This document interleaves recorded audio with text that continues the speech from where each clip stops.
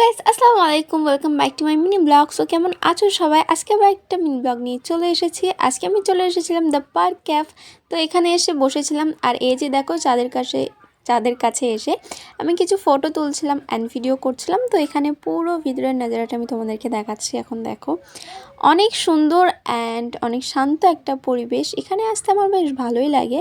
অনেকবার এসেছি, আর একবার তোমাদের সঙ্গে শেয়ার করেছি, আবার তোমাদের সঙ্গে শেয়ার করছি। তো দেখো এই লাইটটা কত সুন্দর লাগছিল। আমি এই লাইটের সামনে একটু ভিডিও করছিলাম আর ঢং করছিলাম। তারপরে আমার চা আর পকোড়া চলে আসলো। তো এই যে দেখতে পাচ্ছ এই কালারটা, আর এই যে আমার চা। আমার তো সব ছাড়া বেশি কোনো জায়গায় গিয়ে যেটা খেতে ইচ্ছা হয় সেটা হচ্ছে চা। চা হলে তো আমার আর কিছুই লাগেই না, কারণ আমি চা লাভার। আমার চা খেতে খুব ভালোই লাগে। তো এখানে আমি চাটা খাচ্ছিলাম, তারপর আমার জিভটা একটু পুড়ে গেল। দেন আমি আবার পকোড়ার প্লেটটা নিলাম আমার দিকে।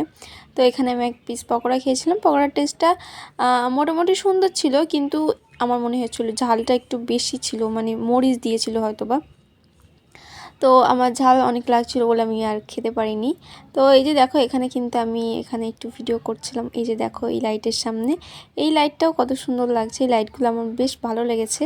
তো এই যে দেখো, উপরে কিন্তু এই পাখিটা ছিল লাইটিংয়ের, এটাও কিন্তু খুবই